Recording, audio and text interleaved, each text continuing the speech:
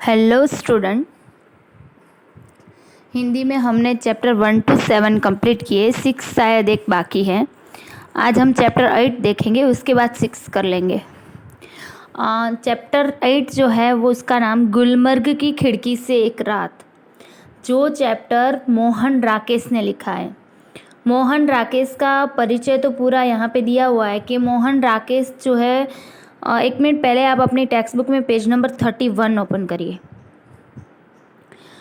मोहन राकेश का जो जन्म है वो जालंधर यानी कि पंजाब में जलंधर जिसको हम बोलते हैं, हिंदी में जालंधर बोलते हैं, वहाँ पे उनका जन्म हुआ था।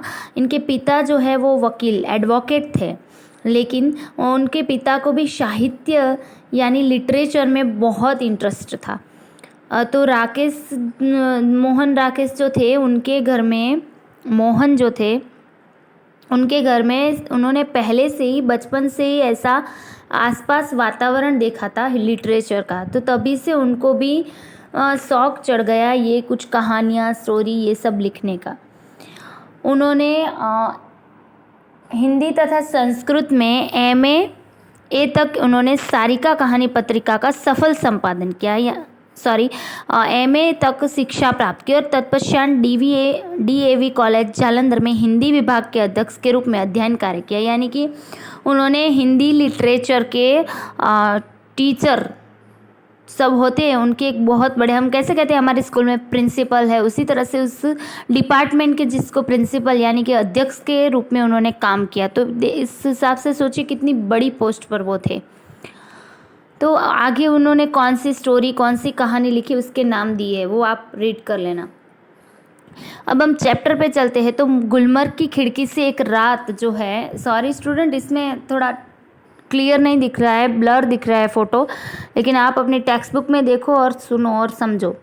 31 पेज नंबर पे गुलमर्ग एक कश्मीर जो है, कश्मीर तो आपको पता है कि जिसकी खूबसूरती की तो सब मतलब सबसे खूबसूरत शहर बोला जाता है कश्मीर। वहाँ की ठंडी हवाएं, हमारे यहाँ जब विंटर के टाइम जो मौसम होता है ना, जो हवाएं, खुशबू, वो सब मौसम, वो ठंडी हवाएं तो कश्मीर में ऐसे ही होता है। समर के टाइम होता है, विंटर के टाइम तो वहाँ इतनी ठंड होती है कि वो लोग पीठ के पीछे इलेक्ट्रिक सिगड़ी रखते हैं, ताकि बिना सिगड़ी के वो ठंड को सह नहीं पाते, इतनी ठंड होती है। पूरा दिन वहाँ धूप तो देखने ही नहीं मिलती, इतना गुलाबी गुलाबी मौसम जैसा होता है। कश्मीर एक ब्यूटीफुल प्लेस बोला जाता है। खूबसूरती दुनिया की, मतलब भारत इंडिया की खूबसूरती कहाँ छिपी है ऐसा बोले तो कश्मीर में छुपी है, ऐसा बोला जाता है कश्मीर के बारे में। तो कश्मीर का एक सुंदर जो एक, जिसमें प्रकृति यानी कि नेचर ब्यूटी जो वहाँ पे देखने मिलती है, ब्यूटी ऑफ नेचर जहाँ पे देखते हैं हम, ऐसी जगह गुलमर्ग, वहाँ की बात की है। लेखक जो है उस जगह पे गए होंगे तो उसका एक्सपीरियंस उन्होंने इस चैप्टर में शेयर किया है।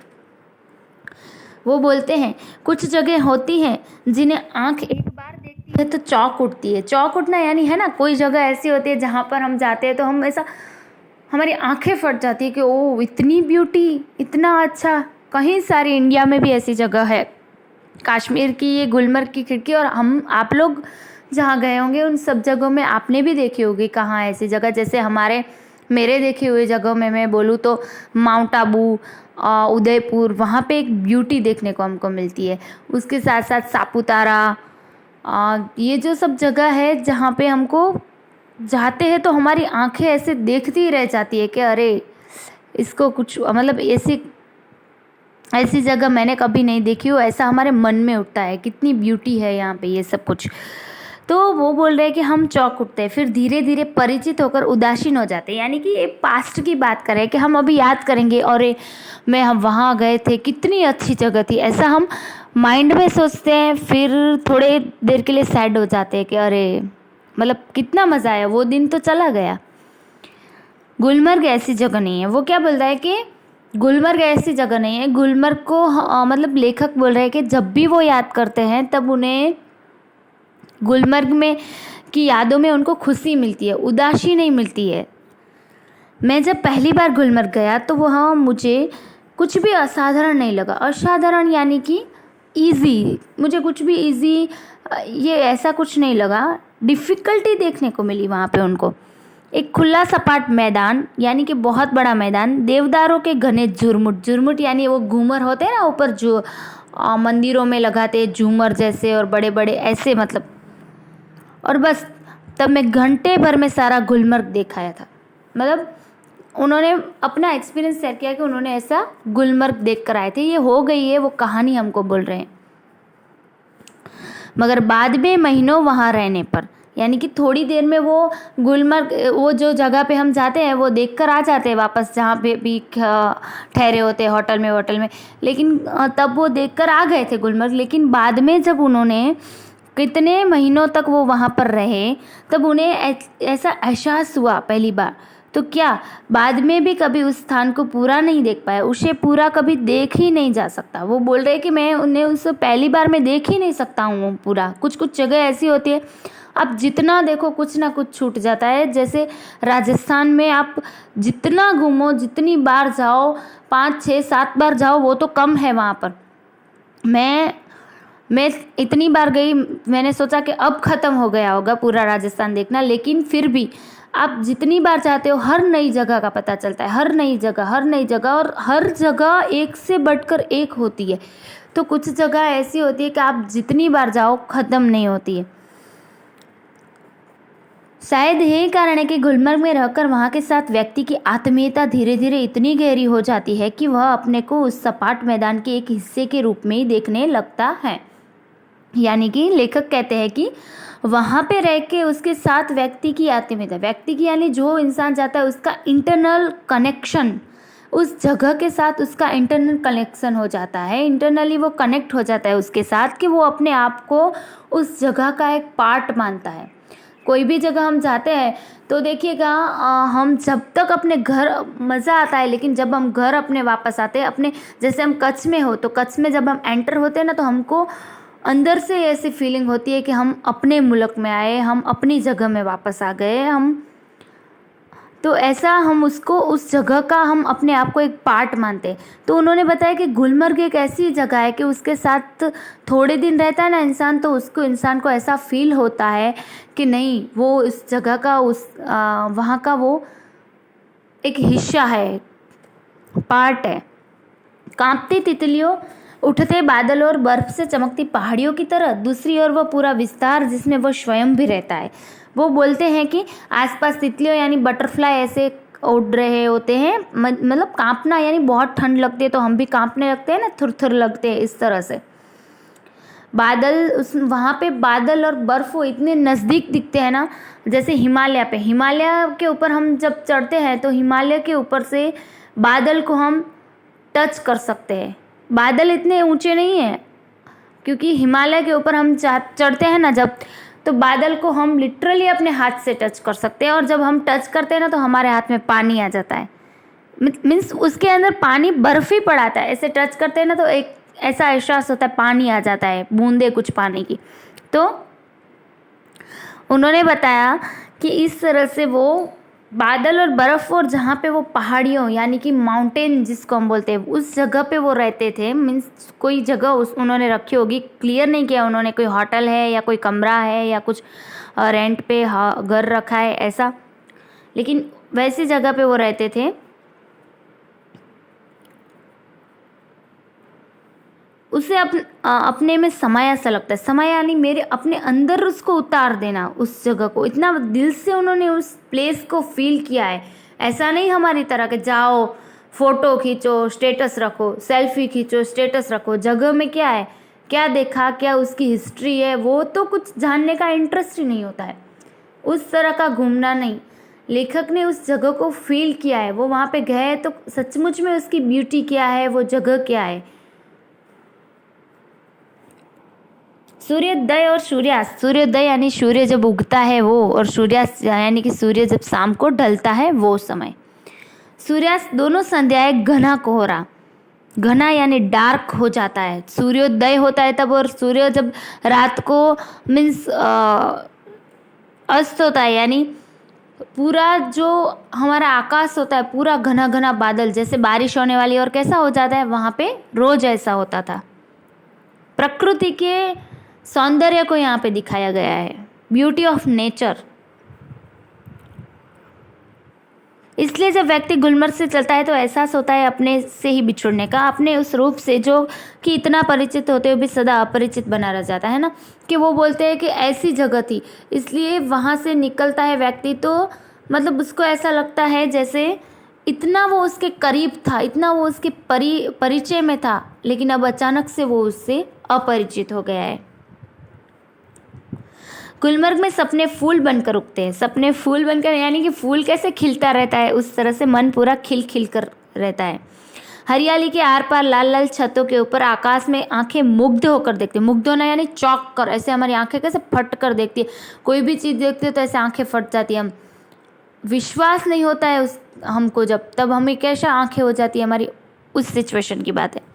और फूलों में नए नए रंग भर जाते हैं, वातावरण में नई नई कौपलें फूट आती है। कौपलें फूटना यानी जो फ्लावर होता है उसके ऊपर वो फूटता है ना फ्लावर, उसकी बीज सीड्स जो होते हैं और फिर वो फूटता है, ऐसे खिलता है फूल, उसको बोलते हैं कौपलें।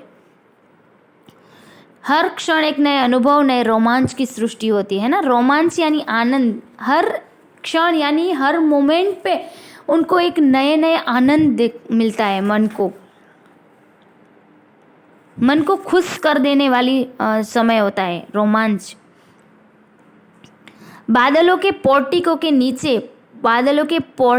नीचे लोग बाहें फैलाए घास पर बैठे। बादलों के पोर्टिको यानी जो बादल होते हैं वो घरे, पोर्टिको एक्चुअली में हम जिसको बालकनी बोलते हैं, बरामदा बोलते हैं, बाहर हमारे घर के, वहाँ पे हम ऐसे बारिश होती है तो कैसे हाथ फैलाकर खड़े रह जाते हैं, उस तरह की बात करें कि बादलों के नीचे लोग ऐसे हाथ फैलाकर खड़े हो जाते थे। दूर दूर तक सैलानी की पंक्तियाँ घोड़े दौड़ाती नजर आती हैं। रंगों के कुछ बिंदु हरियाली के पट पर जहाँ तहाँ छिटके हैं। रंगों के कुछ बिंदु हरियाली के पट पर जहाँ तहाँ छिटके, यानी कि चारों ओर अलग अलग कलर के फ्लावर होते हैं। जैसे हमको ऐसा लगता है कि हरियाली यानी कि जो ग्रीन हरियाली चारों तरफ है, वहाँ पे कलर डाल दिए हो हमने, कलर के। सहसा प्रकाश से नन्ही नन्ही पारदर्शक बूंदें पड़ने लगती है। पारदर्शक जो हमको दिखाई ना देती हो वैसी बूंदें बारिश की जैसे गिर रही है। रंगीन बिंदुओं का पूरा विस्तार एक बार सिहर जाता है और अपने को समेटने लगता है। हरियाली का सपना कुहासे के फूल में बदल जाता है। कुहासे के फूल यानी एक फ्लावर होता है, उसका नाम है कि जैसे हरियाली है वो अचानक से वो फ्लावर एकदम से खिल जाता है, फिर वो थोड़े देर के लिए ऐसे कर्मा जाता है, फिर खिलता है। इस तरह से हरियाली का सपना जैसे कुहासे के फूल में बदल जाता है।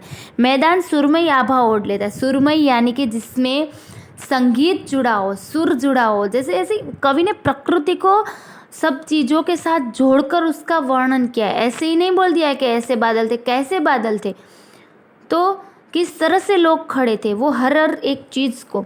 मैदान कैसा था, सुरमई आभा ओढ़ लेता है। सुरमई आभा यानी कि जैसे कोई गाना हम गाते हो लेकिन ऐसे ही गाना गाते हो तो अच्छा नहीं लगता है, उसको म्यूज़िक के साथ गाते हैं तो एक अलग गाना होता है। उस तरह से जैसे जो हरियाली है उसके अंदर सुर है, उसके अंदर ऐसी खिली हुई हरियाली है।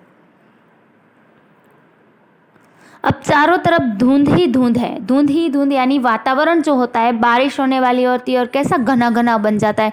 हम कहते हैं ना कि धुंधला धुंधला सा वातावरण, घना हो गया है, कुछ दिखाई नहीं देता है, इस तरह से वातावरण। बेबस होकर फैली पगडंडियों की पतली पतली नरम बाहें, बाहें यानी हाथ, जो हम बाहें फैलाकर खड़े रहते हैं उसको बोलते हैं। जब तक बादल बरसेगा बाहें फैली रहेंगी, ऐसी ही कोमल, विस्मृत और निडाल। विस्मृत यानी जिसको हम कभी भूल नहीं सकते हैं, वैसी उस सिचुएशन की बात कर रहा है कि लोग जैसे ऐसे खड़े हैं बाहें फैलाकर। सूरज चमकेगा तो फूल में से नया सपना जन्मेगा। आकाश में बादलों के नन्हे नन्हे दीप इधर उधर भटकते फिरेंगे। भेड़ों और बकरियों के रेवड़, रेवड़ यानी ग्रुप, देखिए रेवड़ शब्द है, रेवड़ यानी ग्रुप, झुंड जो होता है, भेड़ और बकरियां होती है ना, गेटे बकरे जिसको हम बोलते हैं, पगडंडियों पर टक जाएंगे। पगडंडियों यानी कि पहाड़ियों की तरह जो एक विस्तार होता है, डूंगर पहाड़ जो होते हैं ना, वहां पे जैसे रुक जाएंगे। दिन तब रात की प्रतीक्षा करता सा प्रतीत होगा, कि जो दिन है वो जैसे रात की राह देख रहा है कि कब रात हो और कब वो अपना मतलब ब्यूटी दिखाए, वैसी मतलब प्रतीत होगा, प्रतीत यानी सिंबल। रात आएगी तो सब कुछ खामोश हो जाएगा। मैदान की वह खामोशी वो जो दिन के समय इतनी वाचाल हो जाती है कि ये बात कर रहे हैं कि दिन में इतनी खूबसूरती होती है, पूरी हरियाली दिखती है, लोग बारिश का इंतज़ार करते हैं, बारिश की बूंदें गिरती हैं। फिर जब रात आती है तो जैसे सब शांत हो जाता है ना, रात के समय तो सब कुछ वाचाल, वाचाल यानी कि बोल बोल बोल जिसका चालू होता है उसको बोलते हैं वाचाल। तो जैसे शहर में पूरे दिन में कितनी चहल पहल होती है, दुकानें शॉप खुली होती है, गाड़ियाँ यहाँ से वहाँ जाती है, ये वो चहल पहल रात के समय बंद हो जाती है। तो उसका बोल रहे हैं कि वो जैसे मैदान में रात के समय खामोशी हो जाती है। गुलमर्ग की वह रात मुझे कभी नहीं भूलेगी। मैं होटल की खिड़की में खड़ा था। देखिए लेखक ने बोला है कि वो कहाँ खड़े थे और कहाँ की बात कर रहे थे। तो होटल की खिड़की यानी विंडो। दूर, बहुत दूर सामने से एक बरसती घटा मेरी तरफ बढ़ती आ रही है। ये एक उनका मतलब उन्होंने ऐसा महसूस किया है, सिर्फ फील किया है कि जैसे बादल, आकाश में से बादल जो है वो उसकी तरफ आते हैं, पूरे पानी से भरे हुए बादल है, ऐसा वो एक्सपीरियंस कर रहे हैं, ऐसा फील कर रहे हैं। बरसती घटा में गिर जाने से बड़ा सुख मैंने बहुत कम जाना है कि जैसे वो बादल बरसे और मैं उसमें समा जाऊं। घटा ऊपर से गिराए और व्यक्ति को छोटा करके उस पर छा जाए। ऊपर से गिरे यानी ऊपर से बारिश की बूंदी गिरती है और व्यक्ति नीचे खड़ा होता है उसमें भीगने के लिए, तो जैसे उसको छोटा करके उस पर छा जाता है। यहाँ इससे अलग ही स्थिति है। इस बार आती हुई घटा का हर संकेत मेरे सामने था और इनमें बराबर होकर अपनी खिड़की में खड़ा उससे बुला रहा था कि आ। जैसे इस बार कुछ अलग सीन लेखक को नजर आ रहा है। तो जिससे कमज़ोर नहीं हो, हवा तेज़ी से मगर घटा तेज़ी से नहीं। मतलब इस बार बहुत तेज़ हवा चल रही होगी। बारिश नॉर्मली तो होती रहती है वहाँ, लेकिन ये हर बार की तरह नहीं, इस बार कुछ अलग है, बहुत ज़्यादा तेज़ बारिश होने वाली है।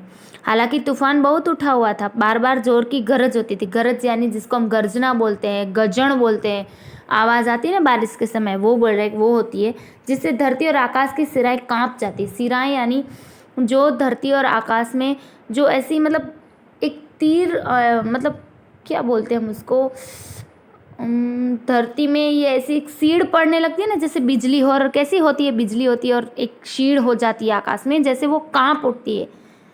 बार बार सामने के चित्रपट पर बिजली कौंधती थी और प्रकाश का वह भयानक विस्फोट हर चीज को नंगा कर जाता था।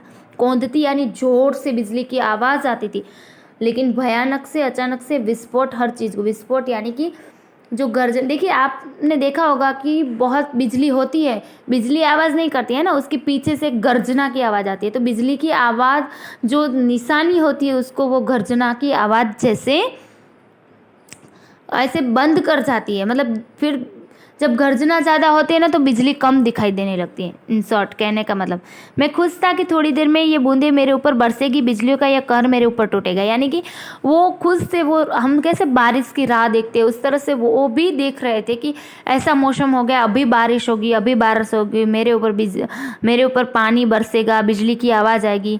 मैं बाहें फैलाकर सामने से उसे अपने ऊपर लेने के लिए तैयार था, जैसे बाहें फैलाकर उसका इंतज़ार करते वो खड़े थे। मगर अचानक हवा रुक गई। लेकिन अचानक से क्या हो गया, बारिश भी देखो कई बार ऐसा होता है, हमको ऐसा लगता है अभी बारिश आएगी अभी आएगी, और अचानक से तूफान हवाएं चलने लगती है और पूरा जो चित्र मतलब पूरा जो ऐसा वातावरण बना होता है उसको वो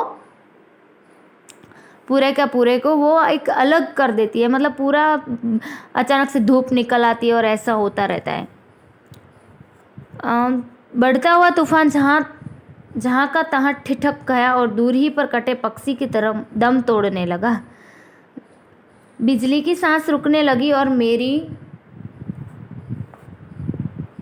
भी, क्योंकि हवा के रुक जाने से मुझे भी बहुत ऊंचे आसमान से नीचे आना पड़ा था। तूफान का जोम उतर गया और उसके साथ ही मेरा भी। मैं उसके बराबर का कभी हो नहीं सका।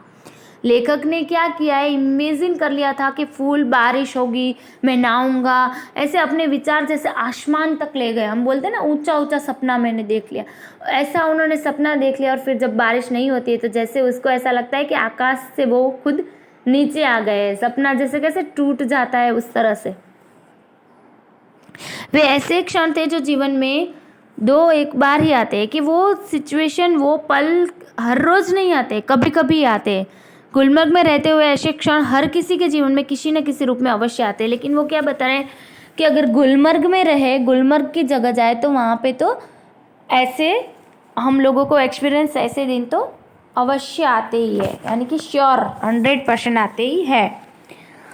मुद्दत तक वहाँ रह चुकने पर भी कोई आकर्षण व्यक्ति को फिर खींचकर वहाँ ले जाता है। मुद्दत तक, मुद्दत यानी कि समय निश्चित होता है। हम कोर्ट के लिए ये शब्द ज़्यादा यूज़ करते हैं कि कहीं सीरियल्स में, टीवी मूवी में आपने देखा होगा कि वो एडवोकेट है, वो बोलते हैं कि आपकी मुद्दत ख़त्म हो गई। कोई भी चीज़ के लिए आप पहले बोलते हो कि इतने समय से, जैसे टीचर्स भी बोलते हैं कि इस तारीख को मुझे होमवर्क चाहिए, तो फिर उस दिन टीचर्स बोलते हैं ना आज का समय ख़त्म हो गया है ना, तो उसको बोलते हैं मुद्दत, कि मुद्दत ख़त्म हो गई, यानी कि उन्होंने तय किया होगा कि इतने दिन रहने का है गुलमर्ग में, तो आज वो मुद्दत यानी कि वो दिन ख़त्म हो जाता है। फिर भी गुलमर्ग की ब्यूटी में इतना मतलब ताकत होती है कि वो अपनी ओर वापस उस जगह को पर ले जाने को मतलब खींचती है, हमको बार बार जाने का मन करता है।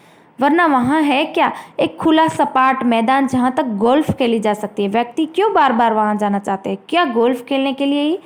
कि ऐसा मतलब है क्या वहाँ? बाद में ऐसा बोलते हैं कि इतना कुछ नहीं है, एक मैदान है, वहाँ हरियाली छाई हुई है, लेकिन फिर भी हमको बार बार क्यों जाने का मन करता है? इसके ऊपर से इन छोटे शब्दों में उन्होंने बता दिया है कि उसकी ब्यूटी को अगर हम फील कर सकते हैं तो इतनी ब्यूटी है वहाँ पे कि ऐसे ही देखेंगे तो हमको कुछ देखने को नहीं मिलेगा, लेकिन जब उसको फील करेंगे, वहाँ रुकेंगे, तब जाके हमको पता चलता है क्यों बार बार इंसान जाता है। क्यों गोल्फ खेलने, गोल्फ एक गेम है ना, कि क्या वो ही खेलने जाते हैं? ऐसा क्वेश्चन करते कभी तो नहीं, क्योंकि उसके अंदर जो ब्यूटी है उस ब्यूटी के लिए जाते हैं, है ना। कोई जगह ऐसी होती है कि हम एक बार जाते हैं तो दूसरी बार जाने का मन ही नहीं होता है, और कुछ जगह ऐसी होती है कि हम जितनी बार जाए उतनी बार हमको उतनी ही खुशी मिलती है। तो कवि ने जो गुलमर्ग की खिड़की बोला है, वहाँ उनको उतनी ही खुशी मिली है गुलमर्ग की खिड़की में। खिड़की, गुलमर्ग की खिड़की, यानी कवि ने पूरा एक्सपीरियंस एक खिड़की में खड़े होकर लिया था। जिस रात, एक ही रात की बात की उन्होंने, इतने दिन वो गुलमर्ग में रहे वो बात नहीं की है, लेकिन गुलमर्ग की वहाँ वो एक होटल में ठहरे थे और उस खिड़की से जो उन्होंने नज़ारा देखा था पूरा बाहर का, वो बारिश होने वाली थी, वो एटमॉस्फेयर, वो सब कुछ, उसकी बात उन्होंने की है। इसलिए इसका नाम है गुलमर्ग की खिड़की से एक रात। यानी एक रात में उन्होंने कितना एक्सपीरियंस कर लिया था, एक ही रात में पूरे गुलमर्ग का हमको इंट्रोडक्शन करवा दिया।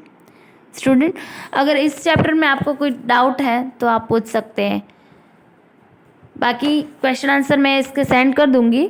आपको रीडिंग करते रहना है, ज़रूरी नहीं है कि हमने टेस्ट